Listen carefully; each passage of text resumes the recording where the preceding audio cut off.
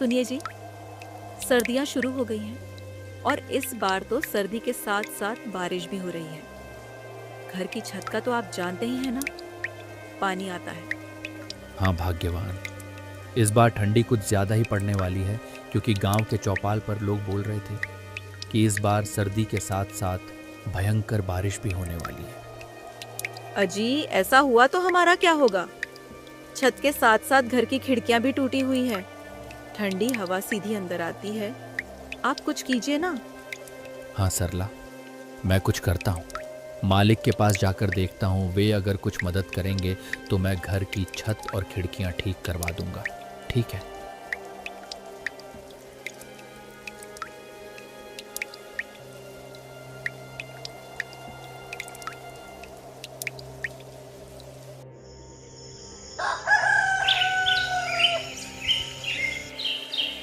अगली सुबह लखन मालिक के घर की तरफ चल देता है। लखन का मालिक, जो स्वभाव से बहुत ही कठोर और निर्दयी था, अलाव के पास खड़ा अपने नौकरों पर चिल्ला रहा था। लखन अपने मालिक के पास जाता है और उनसे कहता है, मालिक, ठंडी का मौसम आ चुका है। कल तो हल्की हल्की बूंदाबांदी भी हो रही थी और मेरे घर की छत और खिड़कियां टूटी हैं, जिससे कि घर में पानी और हवा आती है। और अगर मैंने जल्दी से उसे ठीक नहीं करवाया तो ठंडी में हम लोगों को बहुत दिक्कत हो जाएगी। मैं और मेरी पत्नी तो किसी तरह दिन काट लेंगे, लेकिन मेरी एक छोटी सी बेटी है, वह इतनी ठंडी में उस टूटे फूटे घर में नहीं रह पाएगी। लखन की बातें सुनकर मालिक कहता है, अरे लखन, तो उसमें मैं क्या कर सकता हूँ? मालिक, आप मुझे थोड़े बहुत पैसे उधार दे देते तो मैं अपने झोपड़े की मरम्मत करवा लेता और मैं दिन रात मजदूरी करके आपका उधार चुका दूंगा। अरे तने अभी तो इतना काम भी ना करया जो मैं तने उधार दे सकूं। अभी मेरे पास पैसे कोन्या। सर्दी की वजह स्यूं सारा धंधा चौपट हो रहा है। और सुन मेरी बात, काल से काम पर मत आइए। मने तेरे बर्गे मजदूर की जरूरत कोन्या। अरे मालिक, मैं तो मदद की उम्मीद से आपके पास आया था, लेकिन आप तो उल्टा मुझसे मेरा ही रोजगार छीन रहे हो। ऐसा मत करो मालिक, मत करो। मैं कहाँ जाऊंगा? लखन के इतनी मिन्नतें करने के बाद भी उसका मालिक मणिराम उसकी एक नहीं सुनता है और बेचारा लखन वहां से दुखी मन से वापस चला आता है। लखन दिन भर जगह जगह काम ढूंढता है, लेकिन उसे कहीं भी काम नहीं मिला। सुबह से रात हो गई। सरला को बोलकर आया था कि छत का इंतजाम कर दूंगा, पर यहाँ तो नौकरी भी चली गई। घर ठीक होना तो छोड़ो, खाने तक का इंतजाम नहीं कर पाया। लखन चाय की एक दुकान के आगे बैठा यह सब सोच ही रहा था कि तभी आसमान में काले बादल छा जाते हैं और जोर जोर से बिजली कड़कने लगती है। हे भगवान, लगता है बारिश होने वाली है। मुझे तुरंत घर पहुंचना होगा, वरना सरला अकेले कैसे संभालेगी। लखन जल्दी जल्दी अपने घर की तरफ दौड़ता है। वह कुछ दूर चला ही था कि तभी जोर जोर से बारिश शुरू हो जाती है।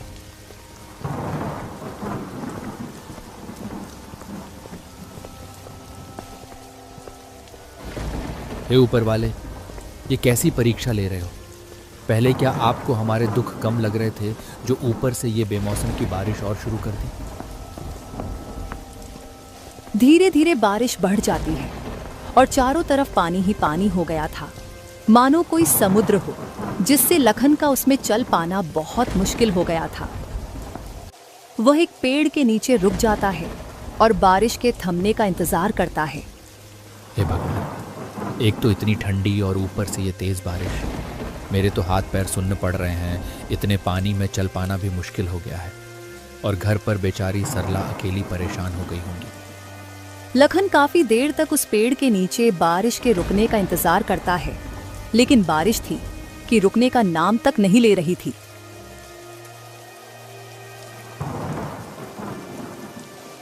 चल लखन, इस बारिश का कोई भरोसा नहीं, ये रुके या ना भी रुके। इतना कहकर लखन उस तेज बारिश में घर के लिए चल पड़ता है। जहां तक लखन की नजर जा रही थी, सब और पानी ही पानी था। छोटी छोटी झोपड़ियां तो पानी में ढहकर बह गई थी। यह देखकर लखन को अपने घर की चिंता होने लगती है बेचारा लखन जैसे तैसे करके अपने घर तो पहुंच जाता है, लेकिन जो वह देखता है उसके होश उड़ जाते हैं, क्योंकि घर में पानी भरा हुआ था और आधी आधी दीवार तक पानी पहुंच गया था। सरला, तुम ठीक हो ना? मुन्नी ठीक है ना? हाँ, हम दोनों ठीक है। और देखो, मैंने मुन्नी को ऊंचे पलंग पर बिठा दिया है, लेकिन हमें घर का सारा पानी बाहर निकालना होगा। हाँ चलो भाग्यवान, निकालते हैं। वे दोनों बाल्टी भर भर कर घर से पानी निकालने लगते हैं, लेकिन वे जितना पानी निकाल रहे थे उतनी ही देर में उससे भी दुगुना पानी घर में भर रहा था।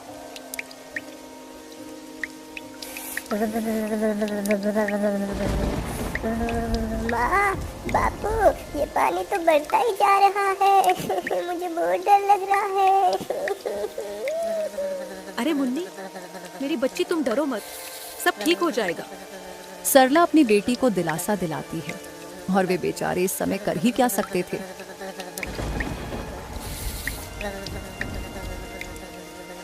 रात के आखिरी पहर बारिश रुकती है। वे जैसे तैसे करके उस रात को बिताते हैं।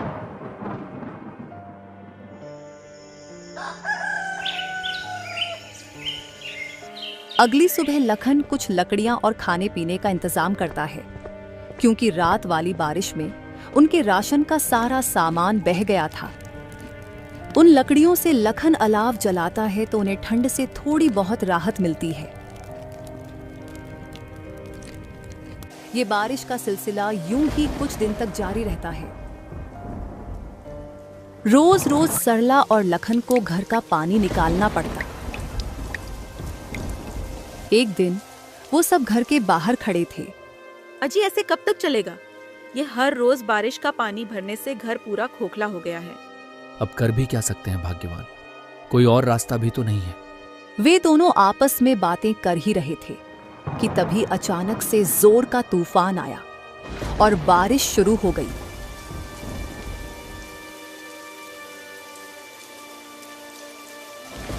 देखते ही देखते लखन का सारा घर बारिश में पूरी तरह ढह गया। हे भगवान, ये क्या हो गया? हमारी आखिरी उम्मीद भी खत्म हो गई, हमारा घर ही टूट गया। अजी, शुक्र मनाओ कि घर ही टूटा है। मुन्नी और हम दोनों बाहर ही हैं।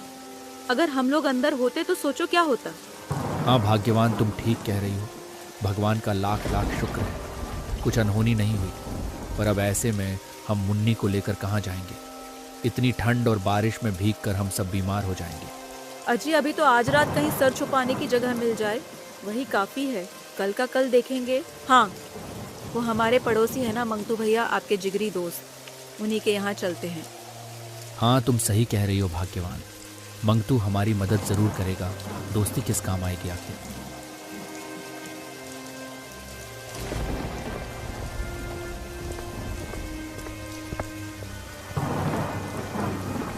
वो दोनों अपनी बेटी को लेकर मंगतू के घर के तरफ उस तेज बारिश में चलते हैं और मंगतू के घर का दरवाजा खटखटाते हैं।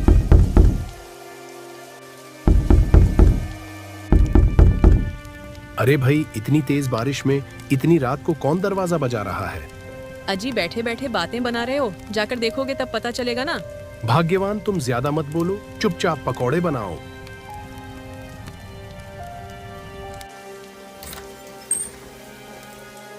अरे लखन, तू पूरे परिवार के साथ इस समय यहाँ, सब ठीक तो है ना? अरे कुछ ठीक नहीं है मंगतू भाई, तेज बरसात की वजह से हमारा घर ढह गया है। सड़क पर आ गए हैं हम लोग। बीबी बच्चों को लेकर कहाँ जाता, इसलिए यहाँ आ गया। आज की रात क्या हम तेरे घर में रुक सकते हैं? देख भाई लखन, दोस्ती यारी अपनी जगह ठीक है, मैं तुझे रख भी लूं, पर तेरी भाभी कभी नहीं मानेगी। और वैसे पूरा परिवार एक साथ माफ करना भाई, मैं नहीं रख सकता। तू कैसी बात कर रहा है मंगतू? मैंने भी हमेशा तेरे अच्छे बुरे वक्त में तेरा साथ दिया है, और आज जब मुझ पर मुसीबत आई तो तू मुंह फेर रहा है। ऐसा मत कर मेरे भाई, एक ही रात की तो बात है, मेरी बच्ची बीमार हो जाएगी। सब समझता हूँ लखन, पर मैं नहीं रख सकता। अभी तुम कोई और जगह तलाश कर लो। लखन कुछ और बोल पाता, उससे पहले ही मंगतू ने उसके मुंह पे दरवाजा बंद कर दिया। ये लो जी, पकोड़े खाओ। कौन था दरवाजे पर? अरे भाग्यवान, वो लखन और उसका पूरा परिवार था। उसका घर टूट गया है, इसलिए यहाँ रुकने को आया था। मैंने बाहर का रास्ता दिखा दिया। अजी, लखन तो आपका अच्छा दोस्त है ना, उन्होंने हमारी कितनी बार मदद करी है। आपने ये ठीक नहीं किया जी। अरे, मैंने कोई धर्मशाला खोल रखी है क्या जो हर किसी को रख लूं? और कैसा दोस्त? अब उसके पास ना घर रहा ना कुछ और, तो वो मेरे किस काम का? मैं दोस्ती तभी तक रखता हूं जब तक सामने वाले से फायदा हो। भगवान से डरिए जी, वक्त बदलते देर नहीं लगती। कहीं ऐसा ना हो ये आपके बड़े बोल आप पर ही भारी पड़ जाए। अरे भाग्यवान, ऐसा कुछ नहीं होता। ये लो पकौड़े खाओ, बड़े ही स्वादिष्ट बने हैं। उधर मंगतू बरसात के मजे ले रहा था तो वही लखन का परिवार तेज बारिश में बीच सड़क पर भीग रहा था। अजी, आप तो मेरा दोस्त कह के जान लुटाते थे ना, और उसने तो हमें एक रात घर में रुकने तक नहीं दिया। अरे भाग्यवान, वही तो बात है ना, बुरे वक्त में ही पता चलता है कि कौन अपना है कौन पराया। लेकिन मंगतू से मुझे ये उम्मीद नहीं थी। बापू, मम्मी, मुझे बहुत ठंड लग रही है। सरला मुन्नी का माथा छूकर देखती है तो वह चिल्ला पड़ी। अजी, मुन्नी को तो बहुत तेज बुखार हो गया है, ये ठंड से कांप रही है। अब हम क्या करें जी? आप कुछ कीजिए ना। मुखिया जी के घर चलकर देखते हैं। अब एक वही है जो हमारी मदद कर सकते हैं। हाँ हाँ जी, जल्दी चलो। वे तीनों जैसे तैसे मुखिया के घर पहुंचते हैं।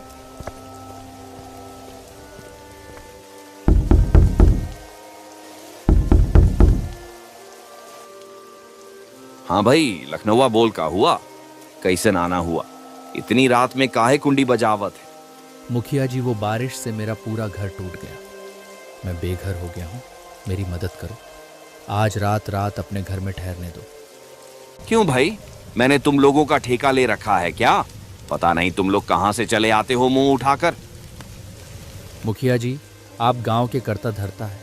अगर बुरे समय में आप ही हमारी मदद नहीं करेंगे तो और कौन करेगा भला? अरे मुखिया हूं तो क्या हुआ? मेरी हवेली कोई धर्मशाला थोड़ी है। अब तू यहाँ से चुपचाप जा रहा है या नौकरों से धक्के मार के निकल आऊं? मुखिया ने उनकी एक भी नहीं सुनी और उन्हें धक्के मारकर हवेली से निकलवा दिया। रात भर वो कभी किसी रिश्तेदार का तो कभी दोस्त के घर का दरवाजा खटखटाते रहे, पर किसी ने भी उनकी मदद नहीं की। थक हार कर वे बेचारे एक पेड़ के नीचे बैठ जाते हैं। आज दिखा दिया लोगों ने, कोई किसी का अपना नहीं होता। आप हिम्मत मत हारिए जी, ऊपर वाला सब देख रहा है। वह हमारी जरूर मदद करेगा। एक दिन हमारे भी जरूर दिन बदलेंगे, और जिन्होंने आज हमें आंखें दिखाई है ना, भगवान उनकी आंखें एक दिन जरूर झुकाएंगे। वे रात भर ऐसे ही बारिश में भीगते भीगते अपनी किस्मत को रोते रहे।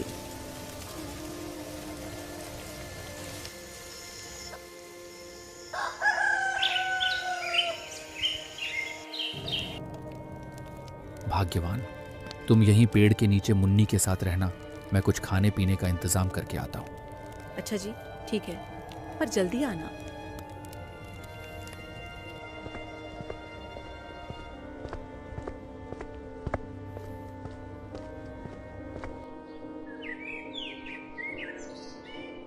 शाम होने से पहले लखन अलाव जलाने के लिए लकड़ी, खाने पीने का सामान और मुन्नी की दवाई का इंतजाम करके आ जाता है। अब बारिश भी नहीं थी तो वह लोग आराम से उस पेड़ के नीचे ही रहने लगे।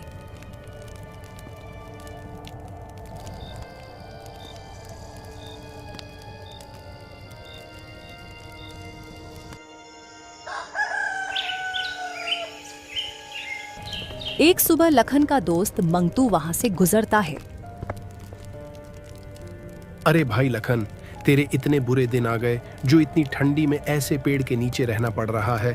थू थू थू, मुझे देखकर बड़ा अफसोस हुआ।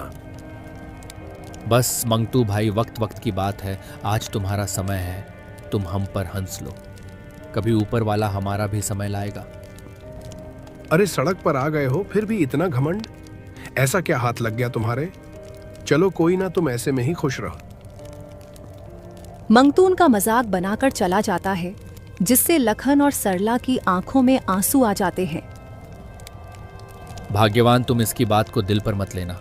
चलो ठीक है, तुम खुद का और मुन्नी का ख्याल रखना। मैं कोई काम देख कर आता हूँ। लखन काम की तलाश में वहां से चल पड़ता है और वह गांव में बहुत जगह काम के बारे में पता करता है, लेकिन उसे कोई काम नहीं मिला। सरला और मुन्नी मेरा इंतजार कर रहे होंगे। मुझे जल्द ही वापस लौटना चाहिए।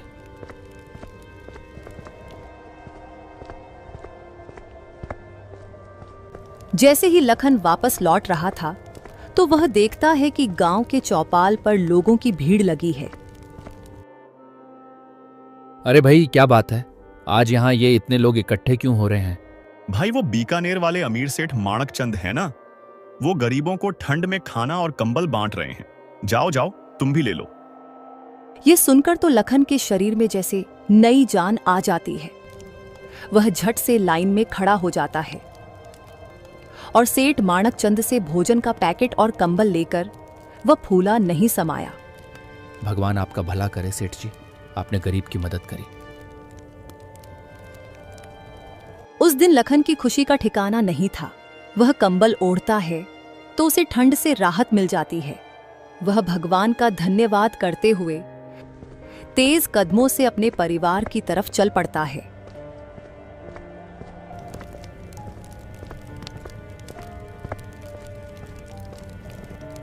अजी, आ गए आप? और ये नया कंबल कहाँ से ले आए आज? अरे भाग्यवान, वो बीकानेर वाले अमीर सेठ माणक चंद है ना, वे गांव में जरूरतमंदों को कंबल और खाने का सामान बांट रहे थे, तो मैंने भी वहां से ले लिया। हाँ बापू, सही किया आपने। अब आपको भी ठंड नहीं लगेगी। हाँ जी, मुन्नी बिल्कुल सही कह रही है। आपको इस ठंडी में इस कंबल से कुछ तो राहत मिलेगी। लखन और सरला आपस में यह सब बातें कर ही रहे थे कि तभी उनके पास एक बूढ़ा आदमी आता है। अरे बेटा, मैं 2 दिन से भूखा हूँ। मैंने कुछ नहीं खाया है। कुछ खाने को मिलेगा? हाँ हाँ, क्यों नहीं बाबा, आओ बैठो। लखन को जो सेठ से थोड़ा बहुत खाना मिला था, वह अपनी और अपने परिवार की परवाह किए बिना उस बूढ़े आदमी को दे देता है।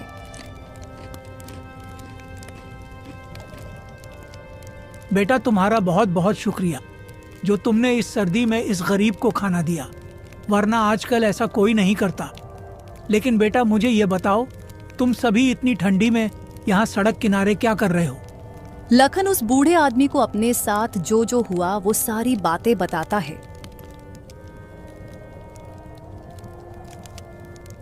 अरे बेटा, तुम्हारे साथ तो बहुत बुरा हुआ। माफ करना, मैंने तो तुम्हारा सारा खाना भी खा लिया।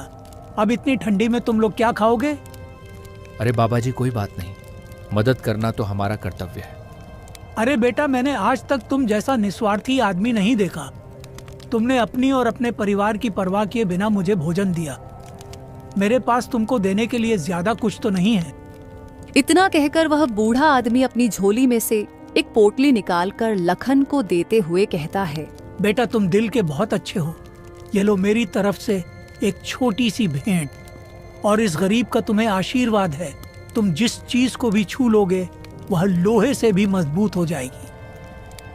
इतना कहकर वह बूढ़ा आदमी वहां से चला जाता है।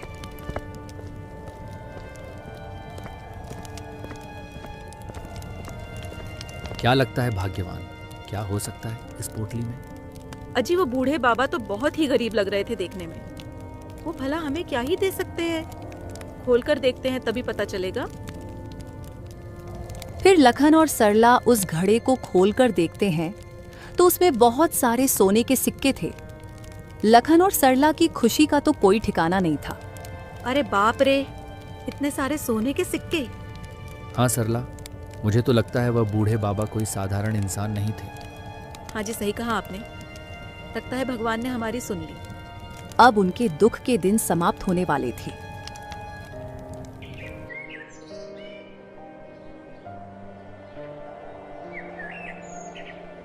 लखन उन सोने के सिक्कों को बेचकर उनसे एक बहुत अच्छा घर बना लेता है।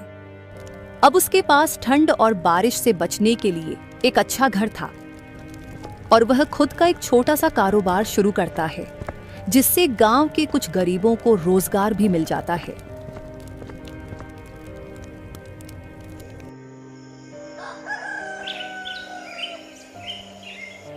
कुछ दिन बीत जाते हैं। वो कहते हैं ना, समय बदलते देर नहीं लगती। एक दिन अचानक आसमान में काले बादल छा जाते हैं और हवाओं के साथ जोर जोर से बिजली कड़कने लगती है और देखते ही देखते भयंकर बारिश शुरू हो जाती है।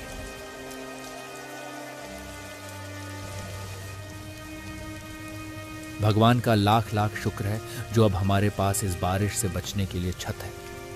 वे तीनों आज बहुत खुश थे। वहीं दूसरी ओर गांव में हाहाकार मच गया था। चारों ओर बस पानी ही पानी नजर आ रहा था। सबके घर बारिश से टूटकर पानी में बह गए थे।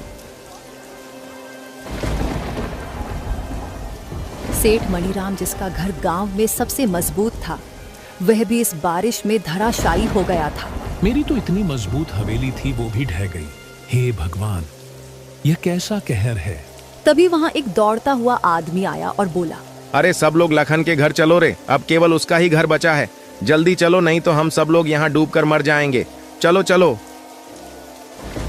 सब लोग इकट्ठा होकर लखन के घर पहुंचते हैं।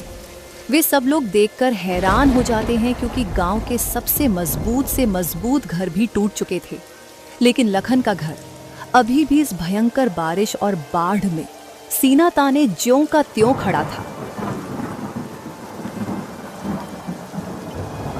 लखन उन सभी को अपने घर में शरण देता है। वे सब आज बहुत शर्मिंदा थे, क्योंकि उनमें से किसी ने भी लखन के बुरे वक्त में उसका साथ नहीं दिया था। मुझे माफ कर दो लखन भाई, मैंने बुरे वक्त में तुम्हारी मदद नहीं करी। माफ कर दो मुझे। माफ कर दो। सब लोग लखन से माफी मांगते हैं। उन्होंने लखन के साथ बहुत गलत किया था, फिर भी वह सबको माफ कर देता है, क्योंकि वह बहुत नेक दिल इंसान था। कोई बात नहीं, मैंने आप सभी को माफ किया, लेकिन कभी भी किसी गरीब और असहाय के साथ ऐसा गलत नहीं करना चाहिए, क्योंकि ऊपर वाला सब देखता है।